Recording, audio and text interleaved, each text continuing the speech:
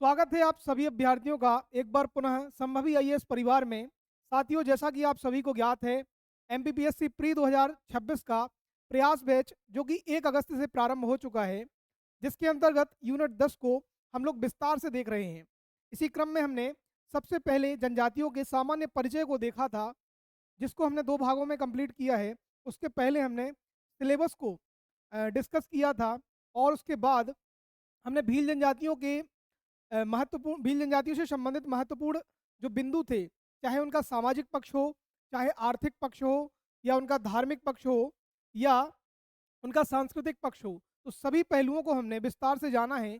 और उसके बाद हमने गौड़ जनजाति के प्रथम भाग को जान लिया था। इसी क्रम में गौड़ जनजाति का जो दूसरा वीडियो है, वह यहाँ से हमको देखना है कि गौड़ जनजातियों में जो विवाह हैं और अन्य परंपराएं हैं, नृत्य वगैरह है और उनकी जो संस्कृति है, उसको आज हम देखने वाले हैं।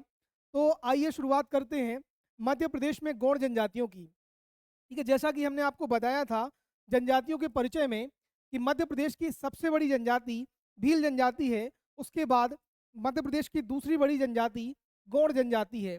और इसी क्रम में कोल, भील, गौड़, कोल, कोरगू, सहरिया, बैगा, भारिया, यह मध्य प्रदेश की 5 बड़ी मतलब बड़े से छोटे क्रम में जनजातियों का क्रम है। और गौड़ जनजाति को देखा, जिसमें हमने गौड़ जनजाति को देखा था कि गौड़ जो है मध्य प्रदेश की दूसरी बड़ी जनजाति तथा भारत की सबसे बड़ी जनजाति है और मध्य प्रदेश का सबसे बड़ा जनजाति समूह भी है। तो गौड़ जनजाति से संबंधित इन तथ्यों को हमने जाना था। आइए कुछ बिंदु को एक बार पुनः देख ले रहे हैं। गौड़ जनजाति के परिचय को हमने यहाँ पर देखा था। तो इसमें बताया था कि भारत की सबसे बड़ी जनजाति है, मध्य प्रदेश की दूसरी बड़ी जनजाति है तथा मध्य प्रदेश का सबसे बड़ा जनजाति समूह भी गौड़ है। इसकी उत्पत्ति की बात करें तो अलग अलग समाजशास्त्रियों ने इसकी उत्पत्ति से संबंधित अलग अलग बातें बताई हैं, जिनमें से अधिकांश जो समाजशास्त्री हैं उनका कहना है कि प्रोटो ऑस्ट्रेलाइड प्रजाति से इसका संबंध है। और कुछ विद्वान इसको द्रविड़ परिवार से भी इसका संबंध बताते हैं, क्योंकि जो मुख्यतः जो गौड़ जनजाति पाई जा रही है, मिल रही है, वह दक्षिण भारत में रहती है। और दक्षिण भारत में जो सबसे बड़ा जनजाति परिवार या समूह है वह द्रविड़ परिवार है। तो इसलिए इसको द्रविड़ परिवार से भी इसका संबंध बताया जाता है। बात करें इसके उपनाम की तो ये स्वयं को कोयतूर शब्द से संबोधित करते हैं। ठीक है, कोयतूर, कहीं कहीं कोयतोर भी मिल सकता है आपको लिखा, या कोयतूर। ठीक है, ये दोनों ही शब्द गौड़ जनजाति के लिए ठीक है इस्तेमाल किए जाते हैं। तो कोयतूर एवं कोयतूर, ठीक है, दोनों शब्द। जैसे हमने आपको बताया था भील जनजाति स्वयं को मामा शब्द से संबोधित करती है, या मामा शब्द उनके लिए सम्मानीय शब्द है। ठीक है, आपने नाम सुना होगा मामा टांडिया भील का। ठीक है, तो ये गौड़ जनजाति से संबंधित कुछ बातें हो गई। हमने उत्पत्ति संबंधी बातें भी आपको पहली क्लास में बताई थी कि गौड़ जो शब्द है, इसकी जो उत्पत्ति हुई है वह तेलुगु भाषा के, है ना, तेलुगु शब्द कोण से हुई है। ठीक है, तेलुगु भाषा के शब्द कोण से हुई है, जिसका शाब्दिक अर्थ होता है पर्वत, है ना। तो शाब्दिक अर्थ से हमें पता चल रहा है कि पर्वतों पर रहने वाली जनजाति या पर्वतों पर रहने वाले लोगों के समूह को गौड़ कहा जाता है। तो मध्य प्रदेश में हम पर्वतों की बात करें, देखें कि मध्य प्रदेश में गौड़ जनजाति कहाँ रहनी चाहिए, तो ये जो नर्मदा घाटी है हमारी मध्य प्रदेश में, जो पूरब से पश्चिम की तरफ आई है, इसके उत्तर में एक पर्वत है जिसका नाम है विंध्याचल पर्वत, और इसके दक्षिण में एक पर्वत है जिसका नाम है सतपुड़ा पर्वत। तो मध्य प्रदेश में विंध्याचल और सतपुड़ा पर्वत क्षेत्र में पाई जाने वाली जनजाति भी कौन है? गौड़ जनजाति है। ठीक है, जैसा कि इसके नाम में ही है ना, कोण, कोण का मतलब है पर्वत। तो पर्वत कहाँ पे मिल रहे हैं मध्य प्रदेश में? तो विंध्याचल और सतपुड़ा में आपको दिखाई दे रहे हैं पर्वत, है ना। तो इस वाले क्षेत्र में मिलने वाली ये जनजाति है। इसके अतिरिक्त कुछ बातें और पता होना चाहिए कि ये जो गौड़ जनजाति है मध्य प्रदेश की दूसरी बड़ी जनजाति तो है ही, साथ ही इसका जो विस्तार है वो लगभग पूरे मध्य प्रदेश में पाई जाती है ना। यह ऐसा जनजाति समूह है जो एक समय पर शासक भी रहा है ना। उदाहरण के लिए हमने आपको बताया था देवगढ़ की गौड़ रियासत, है ना, खेलड़ा की जो बैतूल का खेलड़ा है वहां की रियासत। इसके अतिरिक्त गढ़ा मंडला के जो गौड़ हैं, तो यह कैसे गौड़ हैं? राजगौड़ के नाम से इनको जाना जाता है। ठीक है, ठीक है, तो यही गौड़ हैं जो शासक में भी शामिल रहे हैं। ठीक है, तो भौगोलिक विस्तार भी हमने जान लिया। और बात करें इसके अगर संकेंद्रण, मतलब कहाँ पर ये ज़्यादा पाई जा रही है, तो ये वाला जो आपको मध्य प्रदेश दिखाई दे रहा है, दक्षिण पूर्वी मध्य प्रदेश, ठीक है, इसका विस्तार मुख्य रूप से यहाँ पर आपको देखने को मिलेगा, है ना। बिंदु सतपुड़ा वाले क्षेत्र में भी पाई जा रही है। तो ये पिछली क्लास में ही हमने इसको क्या है विस्तार से जाना था, ठीक है। बात करें इनकी उपजातियों की, तो हमने देखा था जो गोंड जो है मुख्य रूप से इसके दो प्रमुख क्या है वर्गों में इसको बांट कर देखा जाता है। पहला जो वर्ग है वो है व्यवसाय के आधार पर गौण, और दूसरा है संपत्ति के आधार पर गौण। तो व्यवसाय के आधार पर हमने देखा था अगरिया, प्रधान, है ना, प्रधान बताया था, ये प्रधान है, ठीक है, प्रधान, अगरिया, ठीक है, प्रधान, ठीक है, ओझा, कोलाई भूतिस, है ना, कोलाई भूतिस,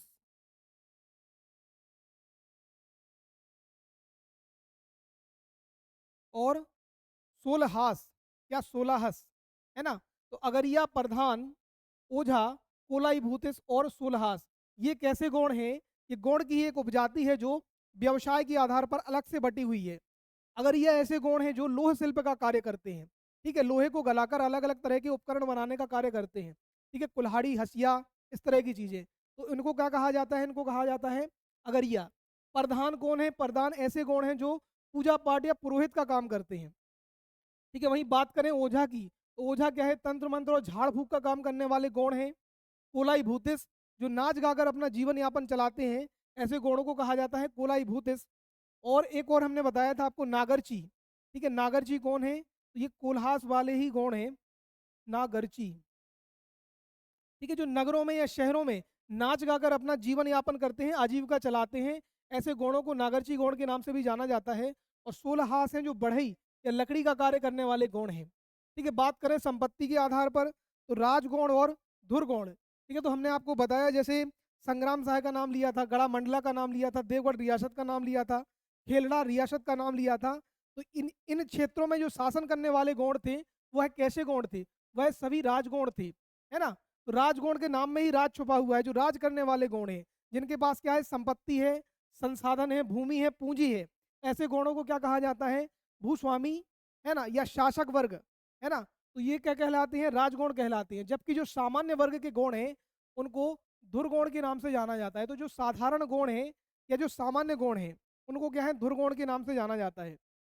ठीक है। एक एक चीज और हमने अब यहीं पे आपको बताई थी, है ना, संपत्ति के आधार पर ही ऐसे गौण जिनके पास आर्थिक संसाधन बहुत कम है, ना तो जिनके पास खेती है ना, ना ही किसी तरह के आर्थिक संसाधन है ना, और समाज में उनकी जो स्थिति है बहुत ज़्यादा अच्छी नहीं है ना, आर्थिक और सामाजिक रूप से जो पिछड़े हैं, ऐसे गौणों को कहा जाता है मुरिया या मारिया, है ना, मुरिया या मारिया गौण के नाम से जाना जाता है।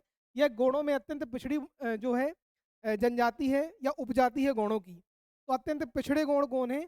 मुरिया या मारिया के नाम से जाना जाता है। और इनकी जो खासियत है वो है इनको घोटुल परंपरा के लिए जाना जाता है ना, घोटुल परंपरा। और हमने आपको यहीं पे बताया था कि जो बैरियर एल्विन साहब है इनने मुरिया ट्राइब के ऊपर बहुत ज़्यादा अध्ययन किया है, और एक पुस्तक भी उनने लिखी है जिसका नाम है मुरिया एंड दियर घोटुल, ठीक है। तो यहाँ से घोटुल व्यवस्था के बारे में भी हमको जानकारी मिलती है, ठीक है। चलिए आगे बढ़ते हैं, ठीक है। आगे हमने जाना था इनके जो सामाजिक संरचना है, समाज की जो बनावट है उसके बारे में जाना था। इनका जो समाज है कैसा है? पितृसत्तात्मक समाज है। इसको हम पिछली जो क्लास थी उसमें ही हमने देख लिया था कि मध्य प्रदेश में जितनी भी जनजातियां मिल रही हैं, सभी जनजातियों में जो समाज पाया जाता है वो कैसा है? पितृसत्तात्मक समाज है। पितृसत्तात्मक समाज से आशय हमने बताया था ऐसा समाज जहाँ पर परिवार के जो मुख्य निर्णय हैं वह परिवार के पुरुषों के द्वारा लिए जाते हैं। संपत्ति और संसाधनों पर जिसका जो अधिकार होता है या जो निर्णय लेने की भूमिका होती है, तो वो उस परिवार के पिता की, पुत्र की, या किसी वयस्क पुरुष की होती है। तो ऐसी व्यवस्था को क्या कहा जाता है? पितृसत्तात्मक व्यवस्था कहा जाता है। तो मध्य प्रदेश में जितनी भी जनजातियां मिलती हैं सभी पितृसत्तात्मक समाज पर आधारित जनजातियां हैं। जबकि हमने एक उदाहरण में बताया था आपको, हमारे उत्तर पूर्वी भारत में जो मिलने वाली जनजातियां हैं जैसे गारो, खासी, जैंतिया, दक्षिण भारत में नायर जनजाति, इस तरह की जो जनजातियां हैं वहां पर मातृसत्तात्मक समाज हमको देखने को मिलता है, ठीक है। तो गौड़ जनजाति में आइए जानते हैं कुछ और महत्वपूर्ण इसकी सामाजिक संरचना से जुड़े हुए कुछ तथ्य। तो यहीं पे हमने आपको बताया था इनकी जो पंचायत का मुखिया है उसको कहा जाता है मुकद्दम, है ना। और उनकी जो सामान्य बोली है, भाषा है, उसमें उसको गोटिया कहते हैं। तो मुकद्दम या गोटिया कौन है? गोंडों की पंचायत का मुखिया है। उसके अन्य नाम और कौन-कौन से हैं? तो माझी, देशमुख और भोई के नाम से भी उसको जाना जाता है।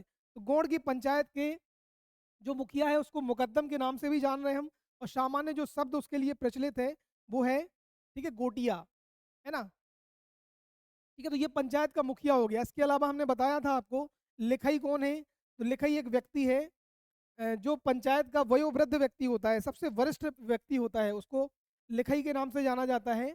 और इनकी अपनी पंचायत के में निर्णय लेने में अपनी एक अलग भूमिका होती है, महत्वपूर्ण इनका निर्णय होता है। ठीक है, देवान कौन है? तो देवान क्या करता है? गुप्त सूचनाओं को पंचायत में उपलब्ध कराता है। ठीक है, तो ये देवान हो गया आपका। अगला, ठीक है, इसी में हमने जाना था कोटवार। तो कोटवार कौन है? जो मुकद्दम की सहायता के लिए होता है। मुकद्दम की सहायता के लिए जो व्यक्ति होता है उसको कोटवार के नाम से जाना जाता है। हमने ये भी बताया था आपको कि कोटवार जो है गांव का प्रशासन देखने का भी कार्य करता है। तो गांव के प्रशासन को देखने के लिए भी कोटवार को नियुक्त किया जाता है। गुनिया या बरुआ कौन है? तो ये है जो तांत्रिक क्रियाओं को संचालित करता है, तंत्र मंत्र का जो कार्य करता है, उसको गुनिया के नाम से भी जाना जाता है। ठीक है, तो ये हमने जान लिए थे। इसके अलावा हमने आपको एक नाम और बताया था, देवारी नाम बताया था। ठीक है, तो देवारी कौन है? देवारी, ठीक है, तो गांव में जो पूजा पाठ या, ठीक है, पुरोहित का जो कार्य करता है हमारी गौड़ समाज में, उसको क्या है? देवारी के नाम से भी जाना जाता है। तो देवारी शब्द भी आप, ठीक है, यहाँ पे याद रख लीजिए। ठीक है, आगे बढ़ते हैं। इनसे संबंधित कुछ प्रथाओं को भी हमने जाना था। मागर माटी बताया था। मागर माटी का संबंध है, ठीक है, मंडप लगाने से। ठीक है, मागर माटी का जो संबंध है हमने बताया था आपको। ठीक है, विवाह के समय मंडप लगाने की प्रथा को क्या, किस नाम से जाना जाता है? तो वो जाना जाता है मागर माटी के नाम से। मंडपा तर्पणी एक प्रथा होती है कि जो लोग मंडप लगाते हैं उनको ताड़ी, है ना, या महुए से बनी हुई शराब क्या है? पिलाई जाती है। यह इनमें क्या है? एक परंपरा है या रीति है। तो उसको मंडपा तर्पणी के नाम से जाना जाता है। घोटुल व्यवस्था के बारे में भी हमने बताया था। घोटुल क्या है? इनका एक युवा गृह है जहाँ पर किशोर और किशोरियों को यौन शिक्षा दी जाती है और शादी से पूर्व संबंध बनाने की भी अनुमति होती है, और यहाँ पर ये अपने जीवन साथी का भी चयन कर सकते हैं। तो ऐसी जो व्यवस्था है उसको घोटुल प्रथा के नाम से जाना जाता है। ठीक है, और आज का जो समय है वहाँ पर जो मुड़िया, हमारी जो जनजाति हमने बताई मुड़िया या मारिया, वहाँ पर, ठीक है, बहुत हद तक आज भी ये मुड़िया जो घोटुल परंपरा है इसको देखा जाता है। ठीक है, इसके अलावा हमने कल कुछ मृत्यु संस्कारों के बारे में भी यहाँ पर अध्ययन किया था, जिसमें हमने 10 मानी या 10 गात परंपरा के बारे में बताया था। तो मृतक के 10वें दिन, ठीक है, जब जब कोई व्यक्ति मर जाता है उसके 10वें दिन, ठीक है, मृत्यु भोज होता है, जिसमें उस समाज के लोगों को आमंत्रित किया जाता है और भोजन कराया जाता है। तो ऐसी व्यवस्था क्या कहलाती है? 10 मानी या 10 गात परंपरा के नाम से जानी जाती है। ठीक है, वहीं हमने बताया था पाटो। तो पाटो क्या है? तो जिसमें जो विधवा स्त्री है उसको पंचायत में पंचायत के सामने चूड़ियां पहनाई जाती हैं। तो ऐसी व्यवस्था, ऐसी परंपरा पाटों के नाम से कहलाती है। नवाखानी क्या है? तो नवाखानी में जो गौड़ जनजाति के जो इनके पितृ हैं, पितृ का मतलब है इनके जो पूर्वज हैं, उनको याद किया जाता है ना? तो पूर्वजों को याद करने की जो परंपरा है उसको नवाखानी के नाम से भी जाना जाता है। खेहुल पाटा क्या है? तो गौड़ जनजाति का मृत्यु गीत है। ये भी हमने जाना था और ये भी आपको बताया था कि ये पूरी स्लाइड आपको दिखाई दे रही है, इसमें सबसे महत्वपूर्ण जो है, ठीक है, वो खेहुल पाटा है। तो याद रखिए आप, खेहुल पाटा क्या है? गौड़ जनजाति का मृत्यु गीत है ना? तो जिसमें जो आत्मा है उसकी अमरता को बताया जाता है। ये बताया जाता है कि जो शरीर है, ठीक है, ये क्या है? नश्वर है ना? आज नहीं तो कल क्या है? समाप्त होने वाला है। और जिसने भी जन्म लिया है उसका जो अंत है वो निश्चित है ना? तो उस तरह की बातें यहाँ पे बताई जाती हैं, दुख को कम करने का प्रयास किया जाता है, जिसको खेहुल पाटा, है ना, खेहुल पाटा के नाम से जाना जाता है। खेहुल पाटा, ठीक है, तो गौड़ जनजाति का क्या है? ये मृत्यु गीत है। ठीक है, चलिए। और इसके अलावा हमने बताया था देव अन्न। ठीक है, तो महुआ से जो बनी हुई शराब है, या महुए को इन लोग देव अन्न के नाम से जाने जाते हैं, और महुए से बनी हुई शराब, ताड़ी वगैरह का क्या है? ठीक है, सेवन किया जाता है ना? उसका पी जाती है वो। ठीक है, चलिए आगे बढ़ते हैं अब। ठीक है, आज हमको जानना है, ठीक है, गौड़ जनजाति की सामाजिक परंपराएं। तो सामाजिक परंपराओं में जो पहली परंपरा है वो है जन्म संस्कार से संबंधित, जिसमें शिशु जन्म के 7वें दिन, ठीक है, ध्रुव तारा वगैरह दिखाया जाता है। तो ये इतना कोई काम का नहीं है आपका। ठीक है, विवाह परंपराओं पे आते हैं अपन। ठीक है, ध्रुव तारा वगैरह दिखाया जाता है, तो ये सामान्य बात है। ठीक है, छठी वगैरह जो होती है ना, उसी तरह की ये परंपराएं हैं यहाँ पर। ठीक है, अ, शिशु के जन्म के बाद जो माता है वो अपने बच्चे को क्या है ध्रुव तारा दिखाती है, ठीक है, और 12वें दिन उसका नामकरण होता है, ठीक है। तो गौड़ जनजाति में इस तरह की चीजें हैं। विवाह तथा उससे संबंधित प्रमुख प्रथाएं। तो प्रमुख विवाह देखिए आप, दूध लौटावा है, ठीक है, शेवा विवाह है, पठौनी विवाह है, चढ़ विवाह है, लमशेना विवाह है। तो पहली जो बात है वो तो आपको यही याद रखनी है कि ये जो विवाह हैं किस जनजाति में प्रचलित हैं। तो गौड़ जनजाति का जो सबसे महत्वपूर्ण एवं प्रचलित विवाह है वो है दूध लौटावा, ठीक है। आप पीएससी के पुराने पेपर उठा के देखेंगे तो कम से कम 2-3 बार ये पूछ चुका होगा कि दूध लौटावा जो विवाह है वह किस जनजाति में प्रचलित है, ठीक है, लौटावा।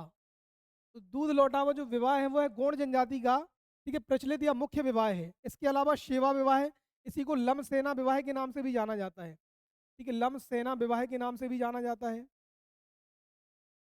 और पठौनी विवाह है, चढ़ विवाह है, ठीक है। तो वर्तमान में जो सबसे प्रचलित विवाह है इनमें, ठीक है, वो चढ़ विवाह है, ठीक है, बहुत ज़्यादा, ठीक है। एक तो दूध लौटावा हो गया, इसके अलावा दूसरा जो सबसे महत्वपूर्ण है वो है चढ़ विवाह, ठीक है। तो ये मान लो सेकंड क्या है, ज़्यादा इंपॉर्टेंट वाला विवाह है। इसके अलावा लमशेना विवाह इसमें लिखा ही हुआ है, ठीक है, विधवा विवाह है। तो हमने जाना था जैसे भील जनजाति में नात्रा विवाह को किस नाम से जान रहे थे हम, विधवा विवाह के नाम से जान रहे थे।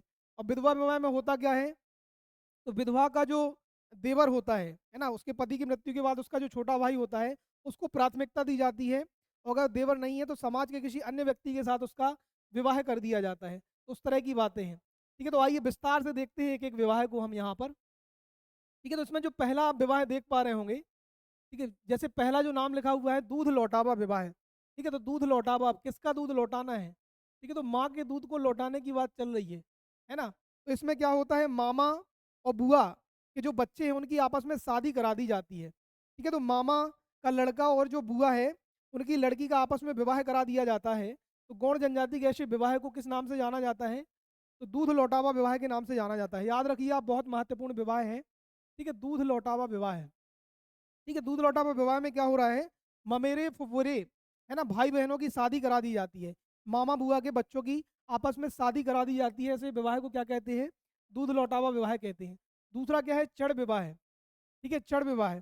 तो चढ़ विवाह में उल्टा होता है, हमारे समाज में जैसे आप देखते होंगे कि सामान्यतः जो लड़का है वह बारात लेकर दुल्हन के यहाँ पर आता है, ठीक है। तो इसमें क्या होता है, जो गौड़ जनजाति है इसमें चढ़ विवाह में जो दूल्हा है, ठीक है, दूल्हा ही बारात लेकर आ रहा है, ठीक है, दुल्हन की बारात दूल्हे के घर।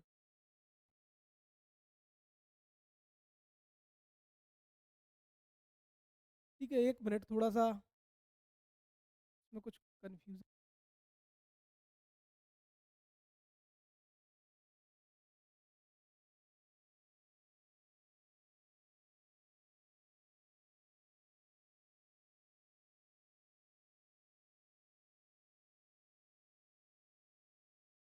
ठीक है, हेलो, ठीक है। तो दूल्हा ही क्या है इसमें बारात लेकर आता है, थोड़ा सा हमें कंफ्यूजन हो गया था। जो पठौनी विवाह है उसमें होता है दुल्हन बारात लेकर आती है ना। तो चढ़ विवाह में क्या हो रहा है, जो दूल्हा है वो दुल्हन के यहाँ बारात लेकर आता है। तो जो सामान्य हमारे यहाँ विवाह होता है उसी तरह का विवाह है, ठीक है। दूल्हा क्या है, दुल्हन के यहाँ बारात लेकर आता है कन्या के घर। तो इस विवाह को क्या कहा जाता है, चढ़ विवाह के नाम से जाना जाता है। दूसरा क्या है, पठौनी विवाह, ठीक है। तो पठौनी विवाह में दुल्हन, ठीक है, दूल्हे के यहाँ बारात लेकर आती है, ठीक है। तो पठौनी विवाह याद रखना आप, ठीक है। पठौनी विवाह में क्या हो रहा है, दुल्हन बारात लेकर आ रही है, ठीक है, यहीं पे अपन देख ले रहे हैं, ठीक है। पहला हमने बताया आपको दूध लौटावा, ठीक है, दूध लौटावा,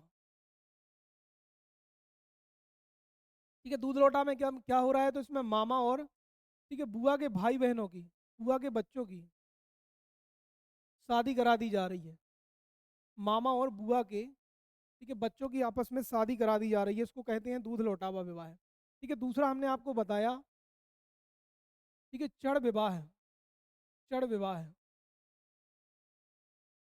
ठीक है। तो चढ़ विवाह में क्या हो रहा है, सामान्य विवाह है जिसमें दूल्हा, ठीक है, दूल्हा क्या है, दुल्हन के यहाँ बारात लेकर आ रहा है, किसके यहाँ, तो दुल्हन के यहाँ, ठीक है। तो ये सामान्य विवाह है जो हम अपने यहाँ पर देखते हैं, ठीक है। हम जो बता रहे थे वो पठौनी विवाह था, है ना। पठौनी विवाह उल्टा है थोड़ा सा, पठौनी, ठीक है। इसमें क्या हो रहा है, दुल्हन जो है, ठीक है, दुल्हन ये क्या है, दूल्हे के यहाँ बारात लेकर आती है, ठीक है, दूल्हे के घर में, ठीक है। तो इस विवाह को किस नाम से जाना जाता है, पठौनी विवाह के नाम से जाना जाता है। तो दूध लौटावा विवाह जिसमें मामा और बुआ के बच्चों की आपस में शादी करा दी जाती है। चढ़ विवाह में क्या है, लड़का बारात लेकर आता है, और वहीं पठौनी विवाह में ठीक है, दुल्हन दूल्हे के यहाँ बारात लेकर आती है। ठीक है, चलिए अगला जो है वह सेवा विवाह है। ठीक है, तो सेवा विवाह में क्या होता है, जो दूल्हा होता है वो लड़की के यहाँ जाकर कुछ समय तक रहता है और अपनी सेवाएं देता है। तो ऐसे विवाह को क्या कहा जाता है, सेवा विवाह के नाम से जाना जाता है। ठीक है, वधु मूल्य चुकाने में सक्षम ना होने पर, अब इनके यहाँ क्या है, जो दहेज है उसका प्रचलन होता है ना। तो दहेज यहाँ पर उल्टा होता है। उल्टा होने का मतलब है कि जो दहेज है वह लड़के वाले लड़की वालों के यहाँ देते हैं। ठीक है, जनजातियों में कैसा होता है कि जो लड़के वाले हैं वह लड़की वालों को दहेज देते हैं, है ना। और उसको दापा के नाम से हमने कल देखा था, जो भील जनजाति थी। और यहाँ पर जो है, ठीक है, वधु मूल्य उसको बोला जाता है। वधु मूल्य अगर देने में सक्षम नहीं है लड़के वाले, तो जो लड़का है वो लड़की के यहाँ जाकर कुछ अपनी सेवाएं देगा, है ना, सर्विस देगा। ठीक है, वधु मूल्य को किस नाम से जान रहे हो, वधु मूल्य को हम जान रहे हैं, ठीक है, दूध बंद के नाम से भी जाना जाता है इसको। ठीक है, दूध बंद के नाम से जाना जाता है। ठीक है, सेवा विवाह में, ठीक है, जो लड़का है उसको बोला जाता है लामा नाई। ठीक है, जो दामाद है उसको किस नाम से जाना जाता है, लामा नाई। और ऐसे विवाह को लम सेना विवाह भी कहते हैं। ठीक है, तो यह भी एक प्रकार का, ये देखिए आप, सेवा विवाह। ठीक है, लम सेना विवाह भी इसको कहते हैं। और लम सेना विवाह में जो दामाद है उसको क्या है, लामा नाई के नाम से जाना जाता है। ठीक है। ठीक है, तो ये विवाह हो गया मुख्य रूप से, ये विवाह है। इसके अलावा कुछ और विवाह है, जैसे हट विवाह है, पोलीथर विवाह है ना। हट विवाह है, पोलीथर विवाह है, प्रीति विवाह है और परिवीक्षा विवाह है। ठीक है, देखिए हट विवाह में क्या है, ठीक है, लड़का और लड़की अपनी पसंद से विवाह कर लेता है और लड़की भाग कर लड़के के यहाँ रहने लग जाती है। ठीक है, तो हट विवाह में क्या करेंगे, जो लड़की है,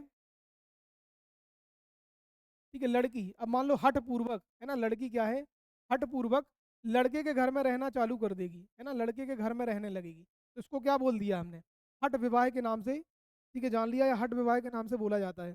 तो हठ विवाह में क्या हो रहा है, लड़का लड़की अपनी पसंद से तो शादी कर ले रहे, लेकिन लड़की जो है अपना घर छोड़कर लड़के के यहाँ रहने लग जा रही है ना। अगला जो विवाह है वो है पोलीथर विवाह है। तो पोलीथर विवाह को क्या है, अपहरण विवाह के नाम से भी जाना जाता है। ठीक है, लड़की की जो है मर्जी नहीं है तब भी जो है शादी कर ली जाती है, अपहरण। ठीक है, तो इसको क्या है, अपहरण विवाह के नाम से भी जाना जाता है। ठीक है, तो अपहरण विवाह का मतलब हो गया कि लड़की की मर्जी के बगैर, ठीक है, लड़का क्या कर लेगा, उससे शादी कर लेगा। तो ऐसे विवाह को हम बोलेंगे पोलीथर विवाह या अपहरण विवाह। ठीक है, अगला है प्रीति विवाह। प्रीति विवाह में क्या होता है, लड़की के पिता को, ठीक है, वधु मूल्य देने की क्या होती है, ठीक है, अनिवार्यता होती है। तो प्रीति विवाह में क्या होगा, जो वधु मूल्य है या दूध बंद है, ठीक है, वधु मूल्य वो देना होगा, वधु मूल्य। ठीक है, वधु मूल्य की क्या होती है, अनिवार्यता होती है। ठीक है, तो इसमें क्या होता है, जो वधु मूल्य है वो देना ही पड़ेगा आपको, है ना, कुछ ना कुछ दहेज देना अनिवार्य होगा, किसमें, प्रीति विवाह में। वहीं परिवीक्षा विवाह है, तो ये घोटुल परंपरा पर आधारित है। तो हमने आपको बताया था कि घोटुल में क्या हो रहा है, ठीक है, उस गांव के जो किशोर और किशोरियां हैं या उस समाज के जो किशोर और किशोरियां हैं वह आपस में, ठीक है, अपना जो पसंदीदा व्यक्ति है उसका चुनाव कर सकते हैं और जीवन साथी के रूप में उसको क्या है, अपना सकते हैं। तो ऐसे विवाह को किस नाम से हम जान रहे हैं, इसको जान रहे हैं हम परिवीक्षा विवाह के नाम से। ठीक है, तो घोटुल परंपरा पर जो आधारित जो विवाह है वो क्या है, परिवीक्षा विवाह है। ठीक है, तो इतने विवाह आपको क्लियर हो गए होंगे। दूध लौटावा में क्या है, मामा और जो बुआ है उनके बच्चों की शादी आपस में करा दी जा रही है, भाई बहन की शादी, तो उसको कहा जाता है दूध लौटावा। दूसरा है चढ़ विवाह है। चढ़ विवाह में जो दूल्हा है, ठीक है, घोड़े पे चढ़कर आ रहा है, ठीक है, तो सामान्य चढ़ विवाह हो गया। पठौनी विवाह है, तो लड़की जो है बारात लेकर आ रही है लड़के के यहाँ, तो पठौनी विवाह है। सेवा विवाह या लम सेना विवाह है। तो सेवा विवाह में क्या है, जो वधु मूल्य चुकाने में सक्षम नहीं है कोई व्यक्ति, तो वो क्या करेगा, अपने ससुर के यहाँ जाकर अपने ससुराल में सेवाएं देगा और उसको क्या कहा जाएगा, लामा नाई के नाम से जाना जाएगा। तो इसको कहा जाता है सेवा विवाह या लम सेना विवाह। अगला जो विवाह बताया हमने, हट विवाह। हट विवाह में क्या है, लड़का और लड़की अपनी पसंद से तो शादी कर ले रहे, लड़की हटपूर्वक लड़के के यहाँ घर में रहने लग जा रही। ठीक है, हमने भील जनजाति में देखा था घुसपैठिया विवाह, तो घुसपैठिया विवाह ही यहाँ पर, ठीक है, हट विवाह के नाम से जाना जा रहा है। पोलीथर विवाह, जिसी को हमने बताया अपहरण विवाह। ठीक है, लड़की की मर्जी नहीं है तब भी उसके क्या है, शादी करा दी जा रही है या हो जा रही है, तो इसको बोला जा रहा है पोलीथर विवाह। प्रीति विवाह, इसमें वधु मूल्य की अनिवार्यता है, ठीक है, दहेज की अनिवार्यता से होने वाला विवाह है। और परिवीक्षा विवाह, तो परिवीक्षा कैसा विवाह है? जो घोटुल परंपरा पर आधारित है। तो घोटुल में क्या है, युवक और युवतियाँ अपने पसंद का जो है, ठीक है, वर और वधू का चयन कर ले रही हैं और उसके बाद उनकी क्या है, शादी करा दी जा रही है। तो ऐसी ऐसे विवाह को क्या कहा जाता है? परिवीक्षा विवाह के नाम से भी जाना जाता है। ठीक है, अगला जो बिंदु है वह है गौड़ जनजाति की सामाजिक, ठीक है, सांस्कृतिक जो परंपराएं हैं उनको यहाँ पर हम देखने वाले हैं। तो सांस्कृतिक परंपराओं में देखिए आप, ठीक है, इसमें हमको जानना है नृत्य के बारे में, चित्रकला के बारे में, गीत के बारे में, भाषा और उत्सव एवं पर्व के बारे में जानना है। तो सांस्कृतिक पक्ष में देखिए इतने बिंदु शामिल हैं, नृत्य भी है, गीत भी है, चित्रकला भी है, भाषा भी है और उत्सव एवं पर्व वगैरह है। ठीक है, चलिए आगे बढ़ते हैं। ठीक है, तो इसी क्रम में जो पहला है, ठीक है, गौड़ जनजाति के जो नृत्य वगैरह इसमें दिया दिया है, पहला जो दिया है कर्मा नृत्य। ठीक है, कर्मा नृत्य के बारे में बताया गया है। तो कर्मा कर्मा जो है इसको लोक नृत्यों का सम्राट भी कहा जाता है। ठीक है, कर्मा के बारे में कुछ बातें इसमें लिखी हुई हैं। तो कर्मा एक ऐसा डांस है, ठीक है, जिसको लोक नृत्यों का सम्राट कहते हैं, है ना। और यह गौड़ जनजाति के द्वारा, ठीक है, प्रस्तुत किया जाता है। यह स्त्री प्रधान जो है नृत्य है। स्त्री प्रधान नृत्य का मतलब है कि जो महिलाओं द्वारा, ठीक है, परफॉर्म किया जाता है, ठीक है, उसका ठीक है, मंचन किया जाता है, उनके द्वारा किया जाता है। इसमें कौन से वाद्य यंत्र का प्रयोग किया जाता है? तो मांदर वाद्य यंत्र का प्रयोग किया जाता है। यह विश्व का पहला लोक नृत्य है जिसे Guinness book of world record में शामिल किया गया। ठीक है, तो ये इनसे संबंधित कुछ बिंदु याद रख लेना। इसको लोक नृत्य का सम्राट भी कहते हैं। ठीक है, लोक नृत्य का, ठीक है, सम्राट। ठीक है, king of all folk dances. ठीक है, king of all folk dances. ठीक है, तो लोक नृत्य का सम्राट के नाम से इसको जाना जाता है। किसको? कर्मा को, है ना। गौड़ भी करती है और बैगा जनजाति भी करती है ना। गौड़ जनजाति का सबसे प्रमुख नृत्य है, स्त्री प्रधान नृत्य है। ठीक है, और इसमें किस वाद्य यंत्र का प्रयोग किया जाता है? तो मांदर वाद्य यंत्र का प्रयोग किया जाता है। और यह विश्व का ऐसा पहला लोक नृत्य है जिसको गिनीज बुक में शामिल किया गया था। ठीक है, इसके अलावा कुछ और नृत्य भी हैं, जैसे सैला नृत्य है। तो सैला जो है पुरुष प्रधान नृत्य है। ठीक है, जैसे ये महिला प्रधान था वैसे पुरुष प्रधान है। बिरहा जो नृत्य है वो बिरह के समय अभिनय किया या बिरहा गायन के साथ किया जाने वाला नृत्य है। कहरवा क्या है? तो खुशी के अवसर पर किया जाने वाला नृत्य है। ठीक है, आप देखेंगे जो कहरवा है वो हमारे, ठीक है, जो बघेलखंड वाला क्षेत्र है वहाँ पर किया जाता है। ठीक है, बिरहा भी बघेलखंड वाले क्षेत्र में होता है, सैला भी, ठीक है, इस तरफ होता है। सजनी वगैरह है तो ये भी स्त्री प्रधान नृत्य है।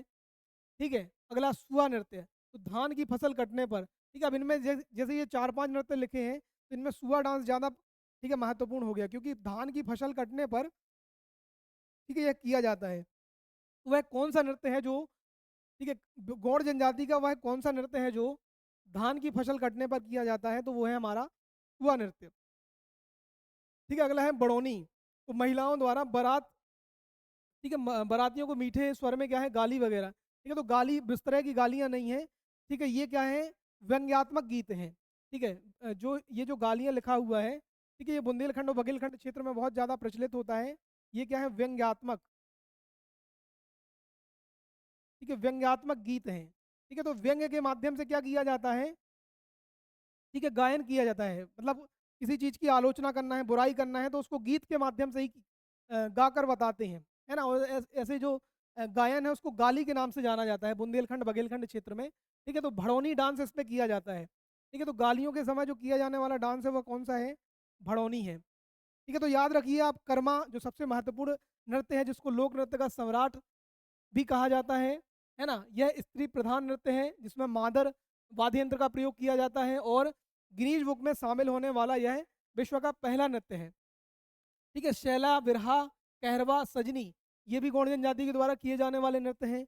वहीं सुआ धान की फसल आने पर गौड़ जनजाति के द्वारा होने वाला नृत्य है। और भड़ौनी क्या है? ठीक है, तो ये विवाह के समय बारातियों द्वारा, ठीक है, मीठी गाली जो व्यंग्यात्मक गीत है उसके समय किया जाने वाला नृत्य है।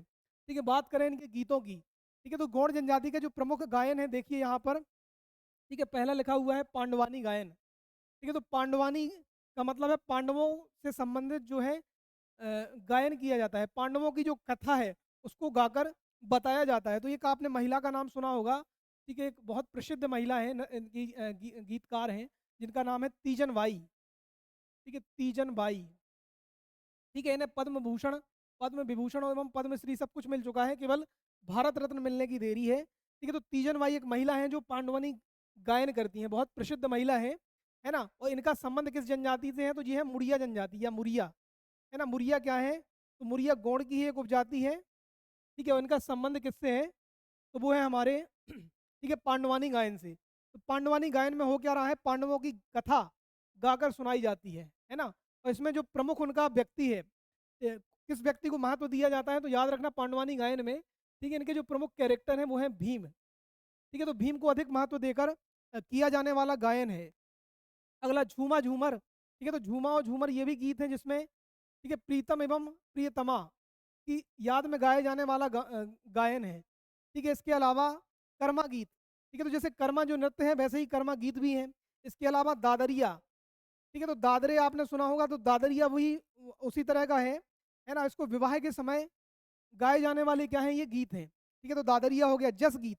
जस गीत क्या है, जस का मतलब होता है प्रशंसा, तो प्रशंसा में गाए जाने वाले गीतों को क्या कहा जाता है, ठीक है, जस गीत के नाम से जाना जाता है। अगला है गोदवानी। ठीक है, तो इसमें क्या है, गौण, ये क्या है, गौणवानी है, गौणवानी। ठीक है, तो गौण योद्धाओं की वीरता में गाए जाने वाला गायन है जिसमें रानी दुर्गावती, ठीक है, प्रमुख क्या है, उनकी कैरेक्टर हैं जिनके याद में गाए जाते हैं गीत। ठीक है, तो गौड़ शासकों की स्मृति में या उन योद्धाओं के साहस और वीरता को बताने वाले जो गीत हैं उनको कहा जाता है गौड़वानी गीत। वहीं जो सेताम है वो भी प्रीतम और प्रीतमा। ठीक है, तो ये श्रृंगार रस वाले गीत हैं जिसमें ये सेताम हो गया आपका, और झूमा झूमर। ठीक है, इसमें अगर देखा जाए सबसे महत्वपूर्ण जो गायन है वो है आपका पांडवानी गायन। तो पांडवानी गायन में क्या है, पांडवों की गाथा या उनकी कथा को गाकर सुनाया जाता है, जिनका प्रमुख उनका कैरेक्टर है वो है भीम। ठीक है, पांडवानी गायन की जो सबसे प्रसिद्ध महिला है वो है तीजन बाई, है ना। तीजन बाई को पद्मश्री, पद्म भूषण, पद्म विभूषण सब मिल चुका है। ठीक है, इसके अलावा झूमा एवं झूमर और सेताम, ये क्या है, प्रीतम और प्रीतमा की याद में गाए जाने वाले गीत हैं। वहीं दादरिया क्या है, तो विवाह के समय गाए जाने वाला गायन है। जस गीत क्या है, तो ये राजाओं की प्रशंसा में, ठीक है, गौड़ राजाओं की प्रशंसा में या किसी राजा की प्रशंसा में गाए जाने वाले गीत हैं। वैसे ही गौड़वानी क्या है, तो ये भी राजा योद्धाओं की, ठीक है, गौड़ जो योद्धा है उनकी याद में गाए जाने वाले गीत हैं। ठीक है, चलिए आगे। ठीक है, अगला है गौड़ जनजाति के प्रमुख, ठीक है, पर्व एवं त्योहार।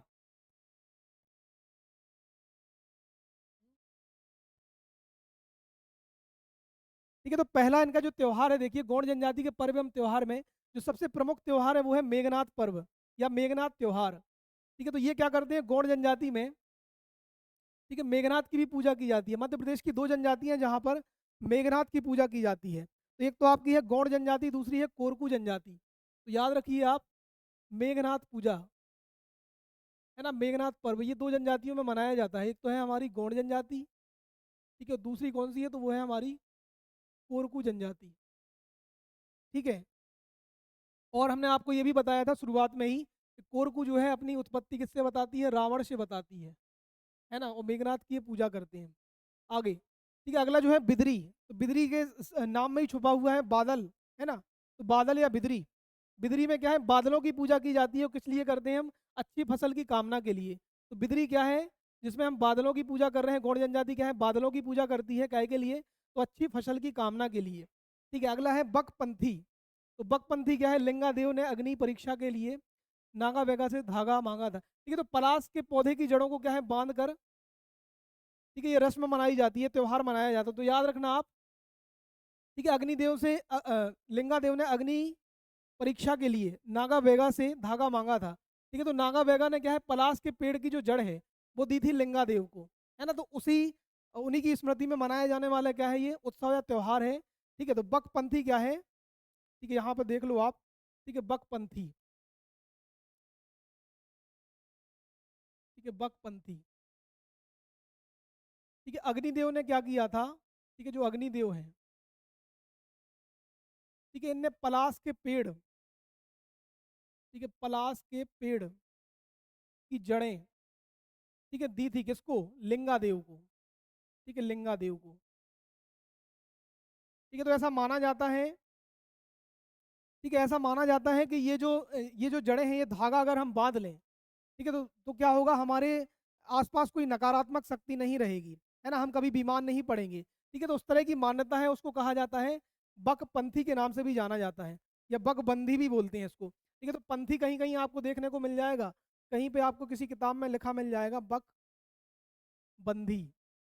ठीक है, तो बांधने से उसका संबंध है वैसे मुख्यतः, है ना, तो बकपंथी या बकबंदी। ठीक है, चलिए आगे देखें। ठीक है, अगला जो है लारूकाज। तो लारूकाज क्या है, तो इनके जो प्रमुख देवता हैं, ठीक है, प्रमुख देवता नहीं, गौड़ जनजाति के एक देवता है नारायण देव, है ना, तो नारायण देव के सम्मान में मनाए जाने वाला त्योहार है। ठीक है, देखिए आप लारूकाज। ठीक है, लारूकाज। ठीक है, लारूकाज क्या है, तो पहली बात आप याद रखिए, गौड़ जनजाति का एक त्योहार है या उत्सव है गौड़ जनजाति। ठीक है, दूसरी बात याद रखिए आप, ठीक है, किस देव के सम्मान में, इनके देवता के सम्मान में मनाया जा रहा है, तो वो है इनके नारायण देव।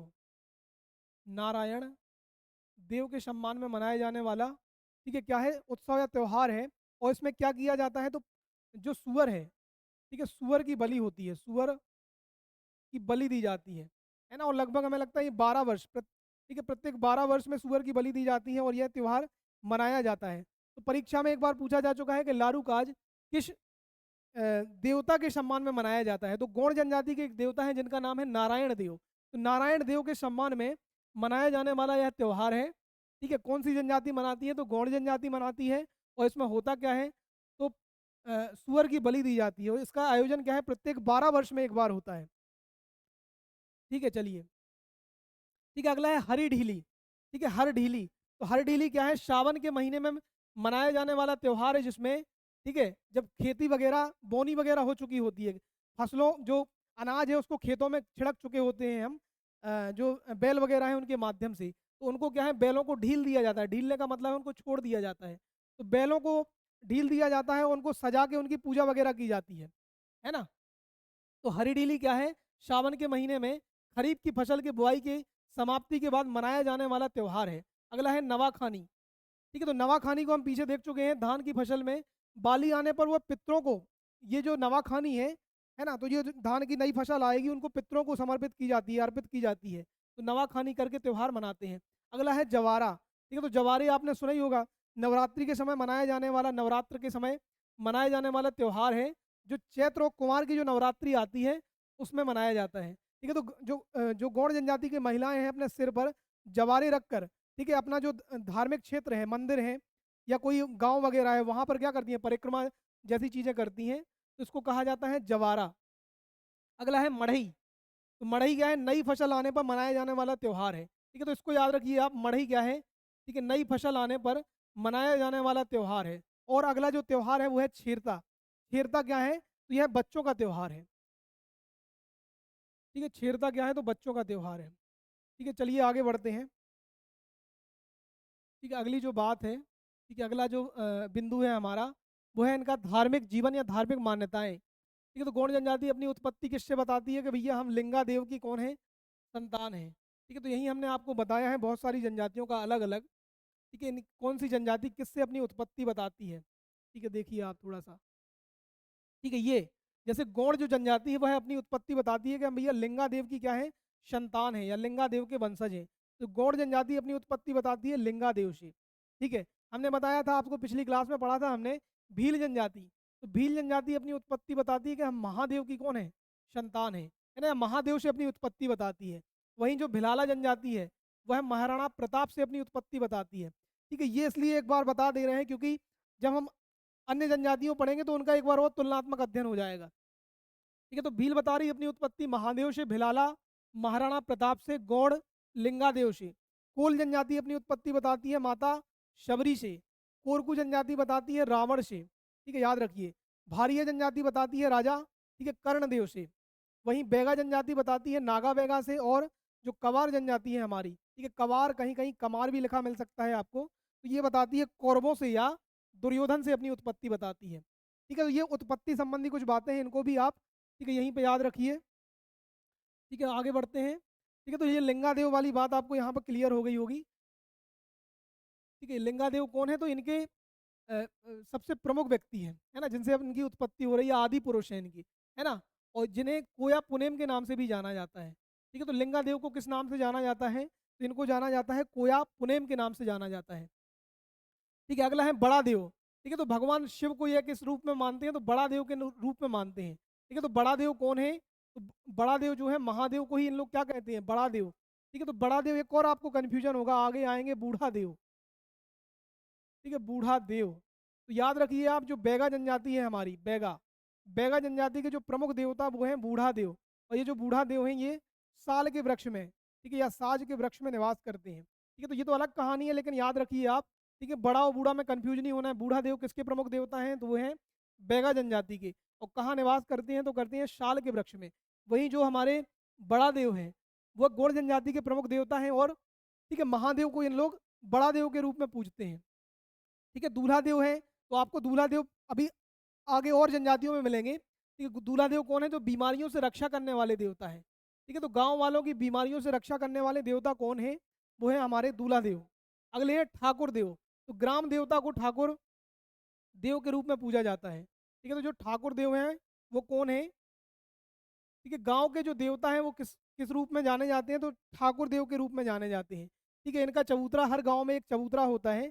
जैसे ही गांव गांव की बस्ती आना प्रारंभ होगी, बस्ती के पहले एक चबूतरा बना होगा किसी गौड़ जनजाति में जिनको, ठीक है, तो आप देखेंगे वो कौन देवता है इनके, तो वो है ठाकुर देव। ठाकुर देव क्या करते हैं? तो गांव में आने वाली जो बुराइयां, नकारात्मक शक्तियां हैं उनको रोकते हैं। ठीक है, ऐसी मान्यता है इनकी। ठीक है, और नारायण देव को हम बता ही चुके हैं। नारायण देव जो है, इनके सम्मान में लारू काज करके एक पर्व या उत्सव मनाया जाता है जिसमें सुअर की बलि दी जाती है। और नारायण देव का जो निवास स्थान है वो कहाँ है? कहाँ पर है? तो वो है घर की चौखट में। ठीक है, तो नारायण देव कहाँ पर निवास करते हैं? घर की चौखट में ही रहते हैं, है ना। चौखट से ही वो जो नकारात्मक जितनी भी शक्तियाँ होंगी उनको क्या कर देंगे? ठीक है, घर में प्रवेश करने से रोक देंगे। जो बीमारियाँ होंगी उनको घर के अंदर आने से रोक देंगे। ठीक है, तो इस तरह की मान्यताएं हैं इनकी। ठीक है, अगला है मेघनाथ। ठीक है, तो मेघनाथ आपको पता ही है। ठीक है, मेघनाथ जो है रावण के जो पुत्र हैं उनकी भी इन लोग पूजा करते हैं। खेरमाई। ठीक है, तो खेरमाई भी कौन इनकी आराध्य हैं? इसके अलावा नागेश्वर देव जो सर्प के देवता हैं। ठीक है, बूढ़ी खेरमाई चेचक की देवी हैं।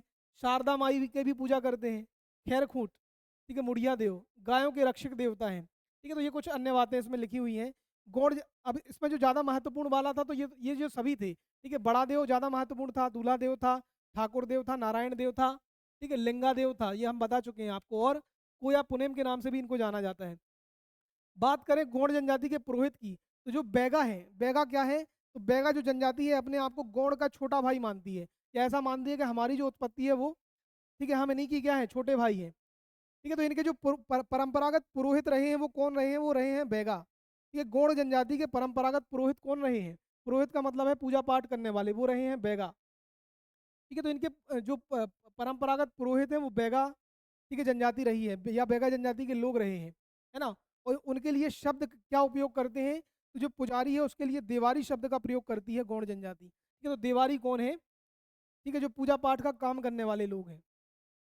ठीक है, चलिए आगे बढ़ते हैं। ठीक है, गौड़ जनजाति की जो बोली है, तो इनकी जो बोली है वो दो बोली है, एक तो है गौड़ी, दूसरी है डोरली। ठीक है, तो बोली कौन कौन सी है इनकी? ठीक है, तो गौड़ी या डोरली के नाम से इसको जाना जाता है। ठीक है, इसके अलावा हलवी, ठीक है, भरतरी, ठीक है, ये भी बोली है। तो देख लीजिए कौन कौन सी बोली है। एक तो है गौड़ी, ठीक है, दूसरी है डोरली, ठीक है, भरतरी, हलवी, हलवी। ठीक है, अब ये गड़बड़ हो जाएगा यहाँ पे। ठीक है, हलवी और ठीक है भरतरी। ठीक है, तो गौड़ी, डोरली, हरवी और भरतली क्या है? इनकी भाषाएं हैं। ठीक है, द्रविड़ भाषा परिवार से इनका संबंध है। ठीक है, इनके द्वारा गौड़ी बोली बोली जाती है। ठीक है, मध्य प्रदेश पाठ्य पुस्तक निगम ने जो गौड़ी भाषा है उसको 2019 में, ठीक है, अपने जो पाठ्य पुस्तक निगम है उसमें शामिल कर लिया है। तो ये तथ्य को भी याद रखना आप। ठीक है, मध्य प्रदेश की वह कौन सी जनजाति है जिसकी भाषा को मध्य प्रदेश पाठ्य पुस्तक निगम द्वारा शामिल कर लिया गया है? तो वो है हमारी मध्य प्रदेश की गौड़ी भाषा। ठीक है, बात करें इनके आर्थिक जीवन की, तो इनका जो मुख्य आर्थिक जीवन है वह कृषि, पशुपालन और वनोपज पर आधारित है। ठीक है, कृषि, पशुपालन और वनोपज संग्रह पर आधारित है। इनके द्वारा जो शिफ्टिंग कल्टीवेशन किया जाता है, या शिफ्टिंग जो कल्टीवेशन है वो किया जाता है, झूम कृषि की जाती है, उसको क्या कहा जाता है? उसको बेवार या बारी के नाम से जाना जाता है। ठीक है, झूम कृषि का मतलब हमने बताया था कि किसी क्षेत्र में जंगल हैं, पहाड़ हैं, जंगल हैं, तो जंगलों को काट कर वहाँ पे क्या करेंगे इन लोग, खेती करेंगे। 3 साल, 4 साल, 5 साल, जब तक वहाँ पर उपज होगी तो इन लोग क्या करते रहेंगे, उस क्षेत्र में कृषि कार्य करते रहेंगे। और जैसी उपज कम होगी तो वहाँ से उस जगह को छोड़कर या दूसरी जगह चले जाएंगे, वहाँ पर भी इसी प्रक्रिया को अपनाएंगे। तो एक जगह से दूसरी जगह चले गए, इसको कहा जा रहा है स्थानांतरित कृषि। ठीक है, शिफ्टिंग कल्टीवेशन। ठीक है, इसी को क्या किस नाम से जाना जाता है, तो बेवार या बारी के नाम से जाना जाता है। बेवार बारी या पोंडू भी इसको कहते हैं। ठीक है, बेवार बारी या पोंडू। ठीक है, पोंडू शायद बैगा जनजाति के द्वारा की जाने वाली कृषि है। ठीक है, तो बेवार या बारी के नाम से करके ठीक है जाना जाता है। इन गौड़ जनजाति की जो कृषि है उसको बारी या बेवार के नाम से जाना जाता है। ठीक है, अन्य जो कृषि करते हैं उसको अलग अलग नाम है। जैसे खरीफ की फसल के लिए किस शब्द का प्रयोग करते हैं, तो ये खरीफ की फसल के लिए ठीक है श्यारी शब्द का प्रयोग करते हैं। ठीक है, तो श्यारी क्या है, खरीफ की फसल है। उनारी या उनियारी, उनियारी क्या है, तो ये है रवि की फसल। ठीक है, इसके अलावा हरवाही, तो हरवाही क्या है, किसी ठीक है मान लो किसी के पास जमीन नहीं है तो वो किसी और व्यक्ति के यहाँ जाकर खेती करेगा, तो उसको कहा जाएगा हरवाही कृषि। ठीक है, तो 3 तरह की खेती है इनकी। एक तो है रबी और खरीफ, मतलब जो मौसम है उसके आधार पर, तो वो है स्यारी और ओनारी। स्यारी क्या है, खरीफ की फसल। ओनारी क्या है, तो ये रबी की फसल है। वहीं हरवाही क्या है, तो यह कृषि मजदूर हैं, उनको कहा जाता है हरवाही कृषि। है ना, जिनके पास अपनी जमीन नहीं है वो दूसरे के यहाँ जाकर खेती करते हैं। ठीक है, तो ऐसी कृषि को कहा जाता है हरवाही कृषि। ठीक है, गौड़ जनजाति का जो युवा ग्रह है उसको घोटुल के नाम से जाना जाता है, ये पहले ही हम जान चुके हैं। और इनकी जो ठीक है जानकारी मिल रही है घोटुल वाली व्यवस्था की, वो मिल रही है बैरियर एल्विन की जो पुस्तक है, ठीक है, मुरिया एंड दियर घोटुल। ठीक है, उससे हमको जानकारी मिल रही है। अब बात करें इनकी चित्रकला की, ये जो व्यक्ति आपको दिखाई दे रहे हैं, ठीक है, ये है जनगढ़ सिंह श्याम। ठीक है, ये व्यक्ति कौन है, जनगढ़ सिंह श्याम। ठीक है, गौड़ जनजाति के प्रसिद्ध चित्रकार हैं। ठीक है, तो गौड़ जनजाति के द्वारा भित्ति चित्रकला का प्रचलन। भित्ति चित्रकला का मतलब होता है कि वॉल पेंटिंग, जो दीवारों पर जो चित्र वगैरह चित्रकारी होती है उसको कहा जाता है भित्ति चित्र। ठीक है, इसी को जाना जाता है डिगना चित्रकला के नाम से, डिगना। ठीक है, और ठीक है 2 नाम चलते हैं, डिगना है, दूसरा है नोह डोरा। ठीक है, डिगना है मुख्य रूप से जो दीवारों पर वॉल पेंटिंग है उसको डिगना के नाम से जाना जाता है। और नोह डोरा क्या है, ठीक है, ये जो चित्र आपको दिखाई दे रहे हैं नोह डोरा चित्र है। ठीक है, तो नोह डोरा और डिगना क्या है, इनके द्वारा किए जाने वाले प्रसिद्ध चित्रकारी है। ठीक है, प्रमुख चित्रकारों के नामों की बात करें हम तो दुर्गाबाई व्याम। ठीक है, याद रखिए आप, दुर्गाबाई व्याम। ठीक है, एमपीपीएससी ने इनको कई बार पूछा है, हर बार एक ना एक चित्रकार को पूछा जाता है, दुर्गाबाई व्योम। ठीक है, इसके अलावा आनंद सिंह श्याम, भज्जू सिंह श्याम, जनगढ़ सिंह श्याम, कलावती श्याम, धनैया बाई, ये कौन है, तो ये प्रमुख ठीक है जो हमारे गौड़ जनजाति के चित्रकार हैं उनके नाम दिए गए हैं। ठीक है, तो इसमें आप याद रखना जिन भी नामों के पीछे आपको व्याम, ठीक है देखिए आप जहाँ पर आपको व्याम, ठीक है श्याम, ठीक है यह सरनेम मिलेगा तो आप समझ लेना कि यह कौन है, तो यह इनका संबंध है गौड़ जनजाति से। ठीक है, और गौड़ जनजाति में कौन है इन लोग, तो ये चित्रकार हैं। ठीक है, जो जनगढ़ सिंह श्याम है, ठीक है आप देखिए जो जनगढ़ सिंह श्याम है, ठीक है जो गौड़ चित्रकला है इसको विकसित करने या आज जो पहचान दिलाई है उसमें जो सबसे महत्वपूर्ण योगदान है वो है ठीक है जनगढ़ सिंह श्याम का। ठीक है, जनगढ़ सिंह श्याम एक व्यक्ति है, ठीक है, जिन इनके द्वारा जो चित्रकारी की जाती है उसको जनगढ़ कलाम के नाम से जाना जाता है। ये कौन है, तो गौड़ जनजाति के प्रसिद्ध चित्रकार हैं। ठीक है, प्रसिद्ध चित्रकार हैं। ठीक है, इनके द्वारा जो चित्रकारी की जाती है उसको जनगढ़ कलाम के नाम से जाना जाता है, जनगढ़ कलाम। ठीक है, और इनने क्या किया है, गौड़ जनजाति की जो चित्रकारी है उसको ठीक है विश्व स्तर पर प्रसिद्ध कराया है। ठीक है, वैश्विक पहचान, विश्व में पहचान दिलाई है। ठीक है, तो गौड़ जनजाति की जो चित्रकारी है उसको वैश्विक पहचान दिलाने का जो श्रेय जाता है वो जनगढ़ सिंह श्याम को जाता है। ठीक है, जनगढ़ सिंह श्याम इनका पूरा नाम है। ठीक है, जनगढ़ सिंह श्याम, इनके द्वारा जो चित्रकारी की जाती है वह है जनगढ़ कलाम के नाम से जानी जाती है। और ये इनका जो संबंध है वह है ठीक है जो डिंडोरी जिले का एक जगह है पाटनगढ़। ठीक है, डिंडोरी का एक जगह है डिंडोरी की, ठीक है पाटनगढ़। ठीक है, पाटनगढ़ के ये रहने वाले हैं। तो आज का जो समय है वह पाटनगढ़ में मतलब हर घर में एक चित्रकार है। ठीक है, आपने जो नाम देखे हैं उनमें से आधे आधे से ज़्यादा लोग आपको पाटनगढ़ से मिल जाएंगे। तो पाटनगढ़ को क्या कहा जाता है, तो पाटनगढ़ को चित्रकारों का गांव भी कहा जाता है। तो याद रखिए आप, पाटनगढ़ क्या है, चित्रकारों का गांव है। ठीक है, डिंडोरी जिले का है। ठीक है, भज्जू सिंह जनगढ़ सिंह श्याम जो है इनके प्रसिद्ध चित्रकार हैं। ठीक है, इनके द्वारा जो चित्रकला की जाती है उसको डिगना, ठीक है, किस नाम से जाना जाता है, तो डिगना, ठीक है, और नोह डोरा के नाम से जाना जाता है। ठीक है, बस। ठीक है, तो देखिए थोड़ा सा कुछ बातें और हैं इसमें डिगना के बारे में। ठीक है, क्या क्या बातें इसमें बची हैं तो हम बताते हैं आपको थोड़ा सा। ठीक है, जैसे डिगना, डिगना क्या है, तो यह भित्ति चित्र है। ठीक है, डिगना के बारे में देखिए आप, दीवारों पे की जाने वाली पेंटिंग है। ठीक है, डिगना जो चित्रकारी है, डिगना, ठीक है, यह कैसी है, भित्ति पेन, भित्ति का मतलब होता है, भित्ति का मतलब दीवार है ना, तो यह एक तरह की भित्ति चित्रकारी चित्रकारी है। भित्ति चित्रकारी मतलब वॉल पेंटिंग है ना। और यह घर की दीवारों पर की जाती है, और मुख्य रूप से जो गौण महिलाएं हैं, ठीक है, गौण महिलाओं के द्वारा की जाती है, महिलाओं के द्वारा। ठीक है, क्या क्या चित्र, क्या क्या किस किस तरह के चित्र बनाए जाएंगे, ठीक है, तो पशु पक्षियों के, ठीक है, पशु पक्षियों के, ठीक है, पेड़ पौधे वगैरह के, ठीक है, चित्रों का क्या है, अंकन किया जाता है। तो इसको क्या कहा जाता है, डिगना चित्रकला कहा जाता है। और इसमें जो है प्राकृतिक रंगों का प्रयोग किया जाता है। ठीक है, इसमें क्या का हम प्रयोग करेंगे, तो प्राकृतिक रंगों का प्रयोग करेंगे। आप देखिए, प्राकृतिक रंगों का प्रयोग करेंगे। ठीक है, गोबर का प्रयोग करेंगे। ठीक है, गोबर है, गेरू है, इसके अलावा छुई वगैरह है, मूल, ठीक है, गेरू है, छुई वगैरह है, इस तरह की चीज़ों का प्रयोग करके, ठीक है, यह चित्रकारी की जाती है। इसको क्या कहा, किस नाम से जाना जाता है, तो डिगना चित्रकारी के नाम से जाना जाता है। अगला जो है नोह डोरा चित्रकला। ठीक है, यहीं पे एक और हमने बताया आपको, ठीक है, नोह डोरा, ठीक है, नोह डोरा, ठीक है, चित्रकला। तो ये भी गौड़ जनजाति के द्वारा की जाने वाली, ठीक है, प्रमुख चित्रकला है। और इनके जो प्रमुख व्यक्तित्व हैं जो आपने पीछे देखा, भज्जू सिंह श्याम, दुर्गाबाई व्याम, ठीक है, जनगढ़ सिंह श्याम, ये सब कौन है, इसके चित्रकार हैं। और ये भी क्या है, घर की दीवारों पर की जाने वाली प्रमुख चित्रकारी है। तो यहाँ पर जो हमारी गौड़ जनजाति की ठीक है, गौड़ जनजाति से संबंधित जो महत्वपूर्ण चीज़ें थी वो यहाँ पर कंप्लीट होती हैं। ठीक है, ये देखिए कर्मा डांस है, ठीक है, और इसको लोक नृत्य का सम्राट कहा जाता है। ठीक है, तो यहाँ पर जो हमारी गौड़ जनजाति है वह कंप्लीट होती है। ठीक है, जुड़ने के लिए सभी का बहुत बहुत आभार। ठीक है, हमारे वीडियो को शेयर कीजिए, चैनल को सब्सक्राइब कीजिए, और संपूर्ण एमपीपीएससी प्री 2026 के सिलेबस को कवर करने के लिए हमसे जुड़े रहिए। जय हिंद, जय भारत।